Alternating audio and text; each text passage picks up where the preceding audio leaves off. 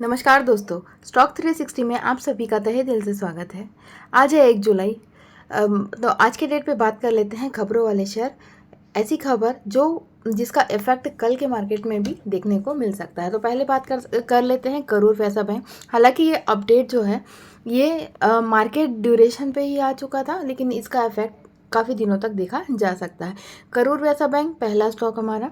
Company ने अपना business update दिया है और इस बिजनेस अपडेट ने कंपनी ने ये बताया है कि उन्होंने इस साल जो टोटल बिजनेस है वो 1,70,000 करोड़ के आसपास का बिजनेस किया है, जो पिछले साल 1,47,000 करोड़ के आसपास था। मतलब वाई बेसिस में कंपनी के ग्रोथ में अच्छी खासी बढ़ोतरी देखने को मिल रही है। अब अगर हम बात करें कंपनी के डिपॉजिट मतलब लोगों ने पैसे उस कंपनी में कितने पैसे डिपॉजिट किए थे, तो कंपनी ने अपडेट दिया है कि 92,000 करोड़ डिपॉजिट है। और जो एडवांसेस का मतलब है लोन, तो लोन वाई बेसिस में बढ़ के आया है। जो पहले 67,000 करोड़ के आसपास का लोन कंपनी ने ग्रांट किया था, तो अब जाके 77,000 करोड़ के आसपास का दिया है। तो कहीं ना कहीं ये कंपनी के लिए पॉजिटिव है, इसलिए आज के डेट पे इस स्टॉक पे काफ़ी तेज़ी देखने को मिली थी। नेक्स्ट हम बात कर लेते हैं आरईसी ने दरअसल Q1 का अपडेट दिया। जैसे कि आप सभी को मालूम है कि Q1 का रिजल्ट अब आने ही वाला है। 7 जुलाई से रिजल्ट आने स्टार्ट हो जाएंगे। उससे पहले सारी कंपनी अपना अपडेट देती है कि क्या हम कर सकते हैं, क्या हो सकता है बिजनेस में। तो वैसा अपडेट आरईसी ने दिया जो बहुत ही बढ़िया था। तो लोन कंपनी ने बताया है कि 25% अप रहेगा वर्सेस जो पहले था 90,000 करोड़ का कंपनी का लोन था, जो इस साल बढ़ करके 25% की ग्रोथ देखने को मिल सकती है।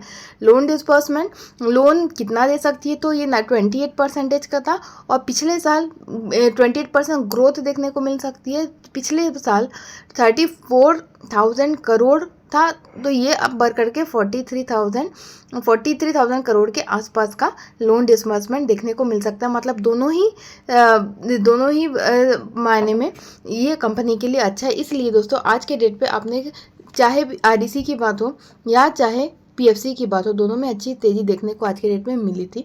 तो ये सारे वो स्टॉक है जिसको कोई भी गिरावट अगर आती है रिजल्ट के पहले, तो आप इसे रख सकते हैं, क्योंकि रिजल्ट के बाद इसमें अच्छी खासी तेज़ी देखने को मिल सकती है। तो दोस्तों आगे बढ़ते हैं एनसीसी। तो एनसीसी इंडिया एनसीसी कंपनी ने ऑर्डर वून किया है 335 करोड़ का, जो कंपनी के लिए पॉजिटिव है। इसलिए इस स्टॉक में भी आज तेजी देखने को मिली थी। नेक्स्ट हम बात कर लेते हैं हैप्पी फोर्जिंग ने भी अपना ग्रोथ अपडेट दिया है और कंपनी ने ये बताया है कि 2025 तक कंपनी जो अपना ग्रॉस मार्जिन है वो 100 से 200 बेसिस पॉइंट इंप्रूव कर सकती है और जो रेवेन्यू ग्रोथ होगी वो 15% से ऊपर होगी। तो ये भी कहीं ना कहीं कंपनी के लिए पॉजिटिव है। नेक्स्ट हम बात कर लेते हैं इरेडा के लिए। दोस्तों इरेडा के लिए तो अच्छी खबर थमने का नाम ही नहीं ले रही है। पहले तो ये आया था कि जो कंपनी ने डेट इशू कराया था, उसको अच्छा रिस्पॉन्स मिला तो शेयर भागा था। उसके बाद 54EC में ये स्टॉक आने की बात थी तो शेयर ये भागा था। उसके बाद कंपनी ने अपना लोन डिसबर्समेंट रिपोर्ट दी थी जो 5 गुना बढ़कर आई थी, तो ये शेयर भागा। अब चौथी खबर इसके लिए ये आ रही है कि अब कंपनी फाइनेंशियल ईयर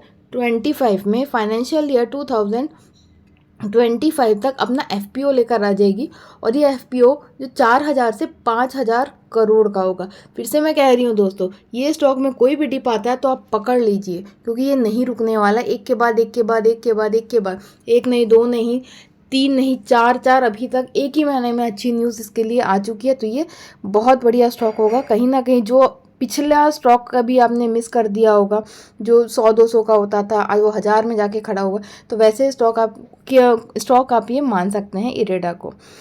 तो नेक्स्ट हम बात कर लेते हैं APL अपोलो ट्यूब की। कंपनी ने highest record sales volume generate किया है, रिकॉर्ड इन फाइनेंशियल ईयर 2025।